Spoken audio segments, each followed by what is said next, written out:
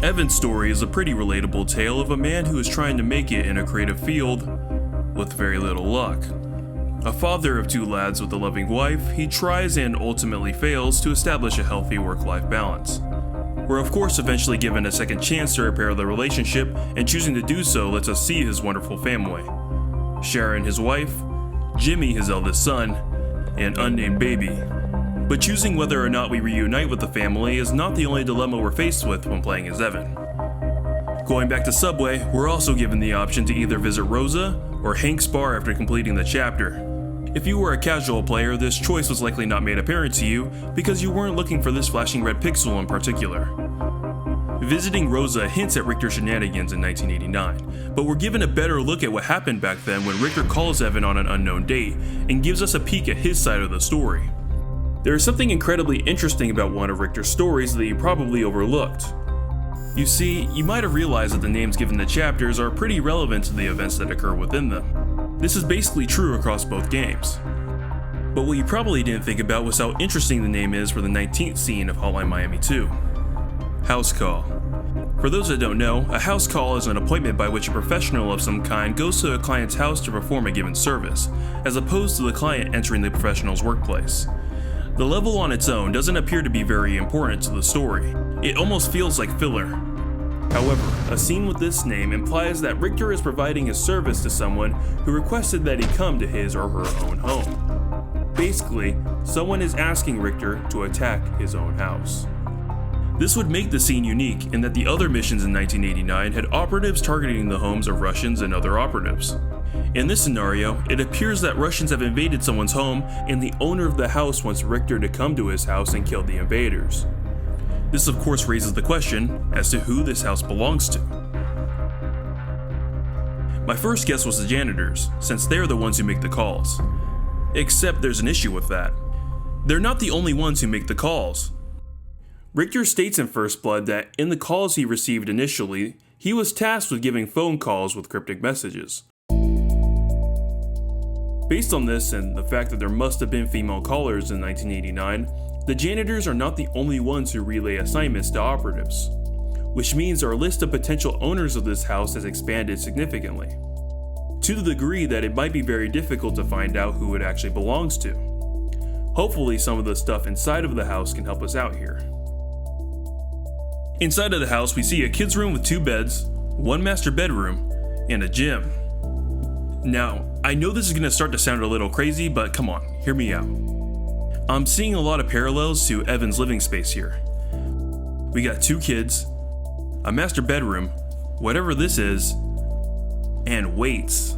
So there's part of me that wonders if this is an old house that belonged to Evan in 1989. Now I know, you're gonna say, Yaster, Evan's second child is literally a baby who sleeps in a crib. He probably didn't exist in 1989, and if he did, he definitely wasn't given a full bed. There's no way that this was Evan's house. Suggesting that Evan had 2 children in 1989 is completely ridiculous. You basically have to argue that Evan has a secret child that ran away or something, and there's definitely no evidence for that. In the Notebook by Dennis Whedon, Evan's entry shows us something that is very interesting. We see Evan's family. We see Sharon, unnamed baby, and wait a minute.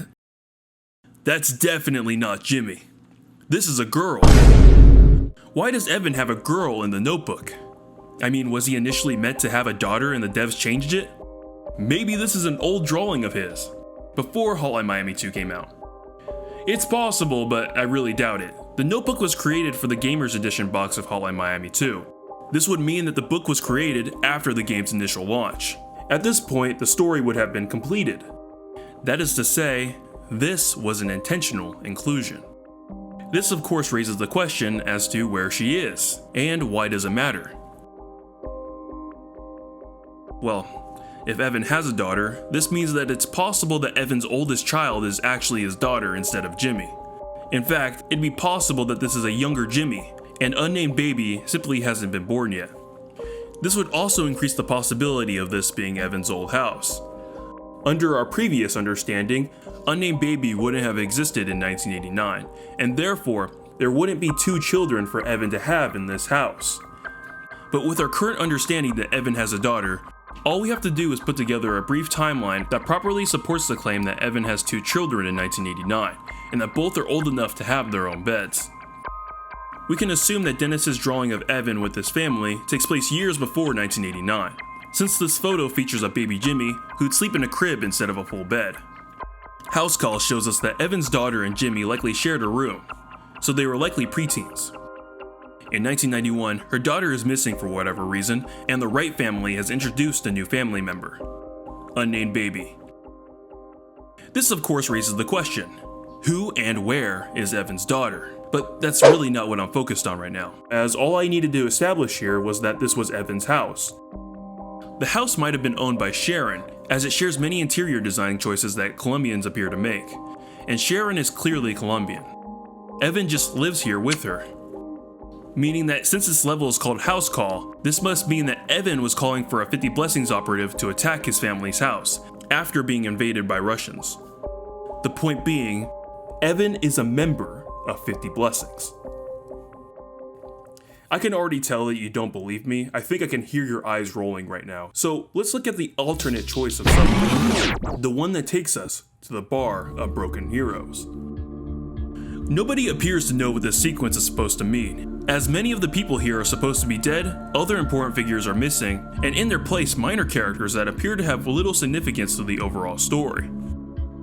I have a decent idea of what all of this is supposed to mean, but it's really not the most interesting thing here. In fact, I almost consider the presence of all these people a distraction from the conversation that Evan has with Biker. This is the most important part of this scene, not the surreal elements. Let's look at what they have to say.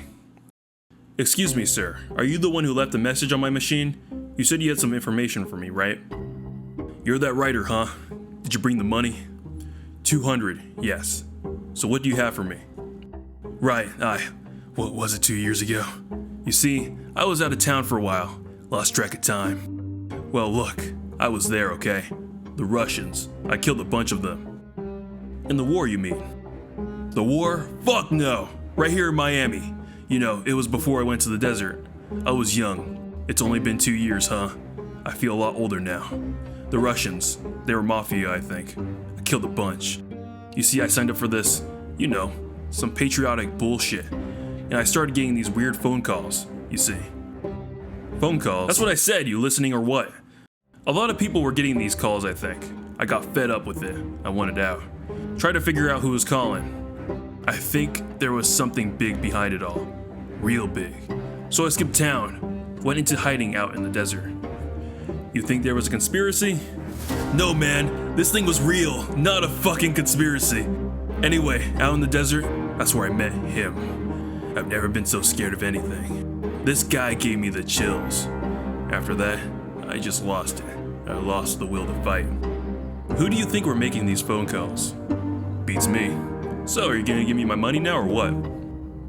Now at first sight, from our perspective, this conversation would simply appear to be a poor retelling of Biker's experience in 1989. But taking your eyes off of Biker for a little bit reveals a greater significance to this scene.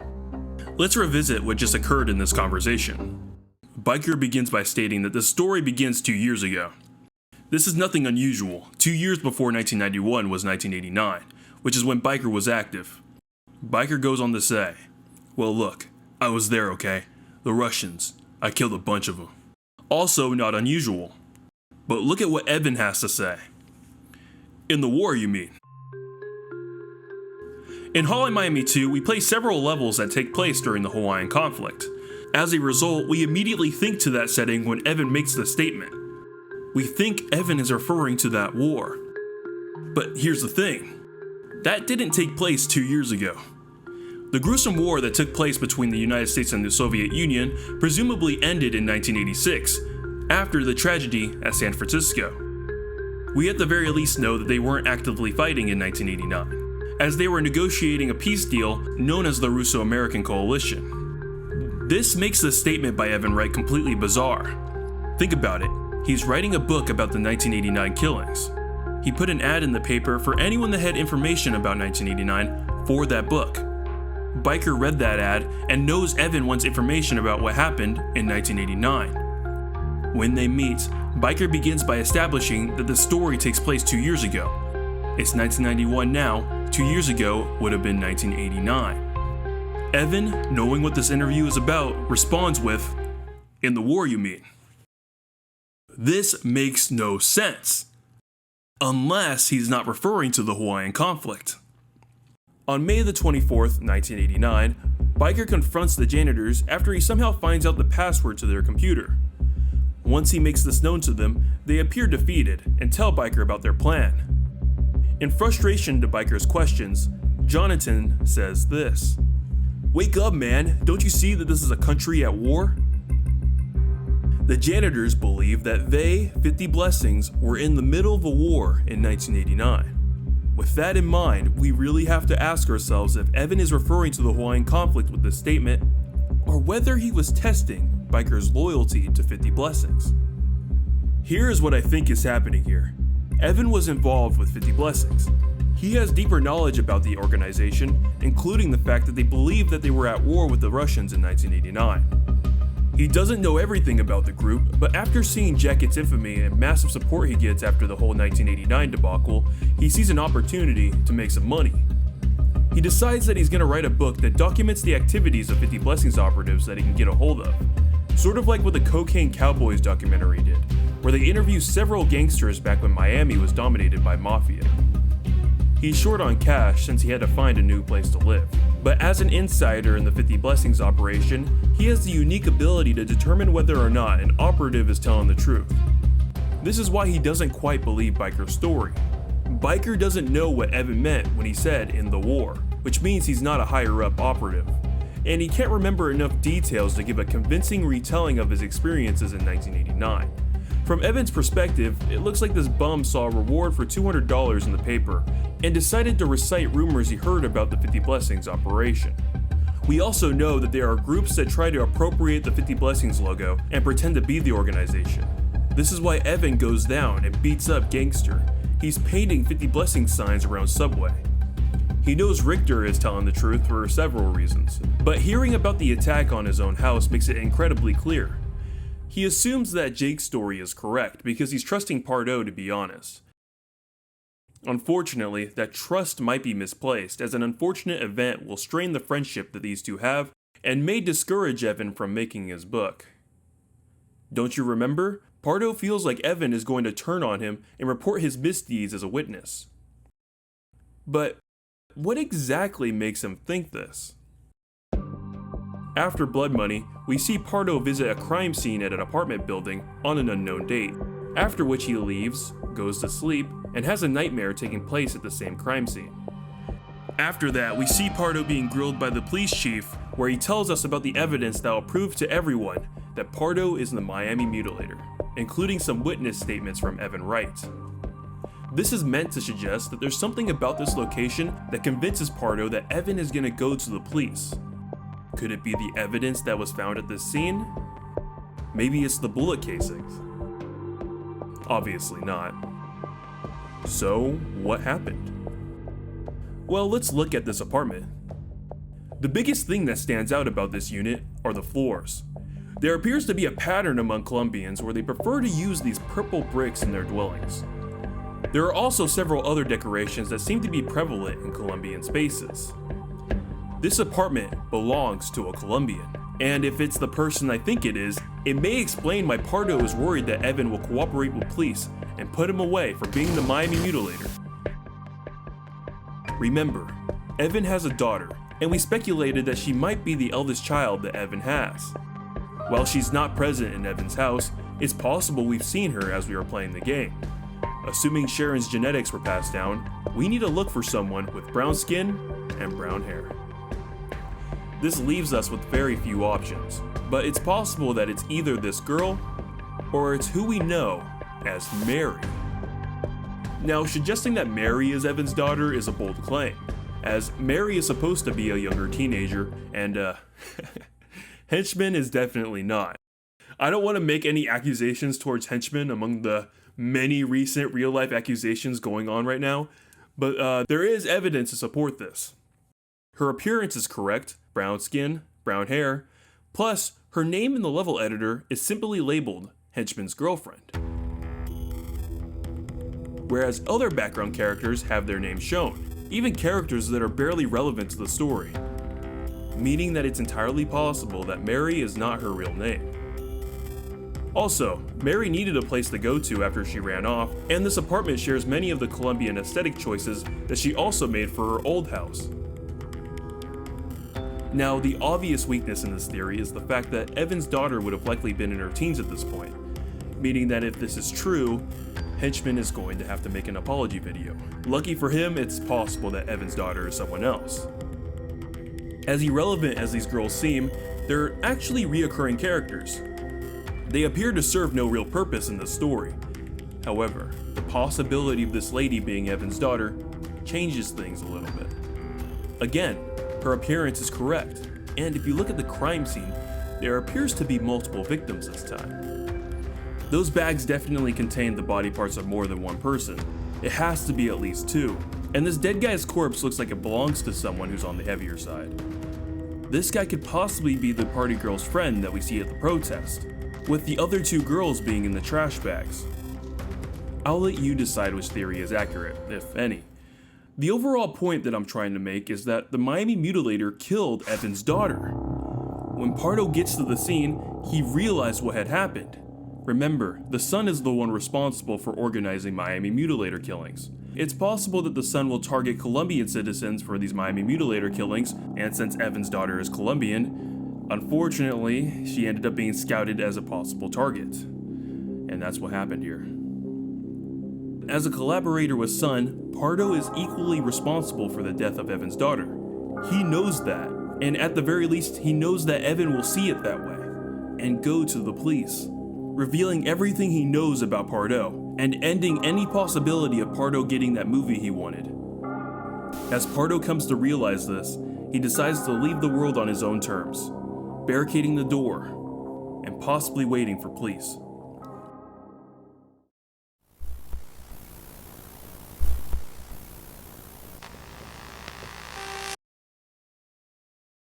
I have been working on this video for so long, and I'm still not done.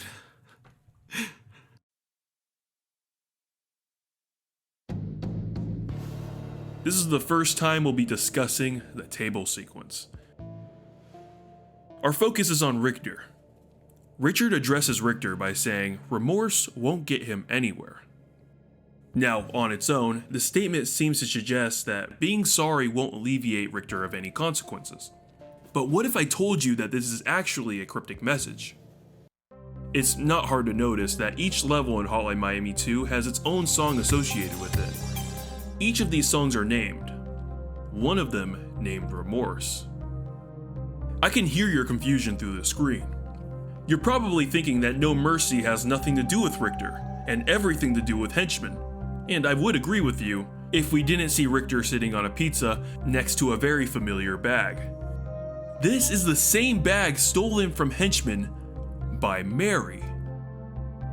Connecting these dots decodes what Richard is saying to Richter.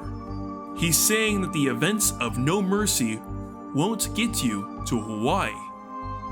And this is meant to suggest that the money stolen from Henchman by Evan's daughter will not be used by Evan to buy Richter that plane ticket. The reason Mary stole from Henchman was to help her father. Evan is going to keep the money. Now, that's not the only implication of Richard's statement. Remember, it says remorse won't get you anywhere, which may imply that Richter is a liar.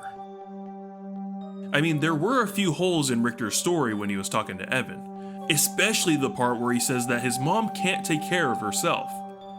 If we are to believe that Richter went to jail, then straight to Hawaii, Rosa has been taking care of herself for over 2 years.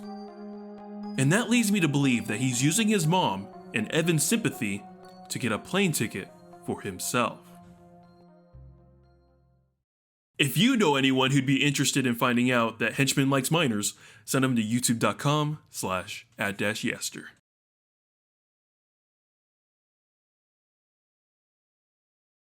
I am so sorry that this took me so long to make.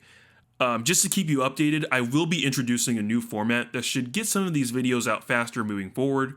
They won't replace these typical theory videos that are kind of deep dives into this story. They'll be shorter, but they should get the idea across. So hopefully you can look forward to that. Follow my socials, and I'm going to bed.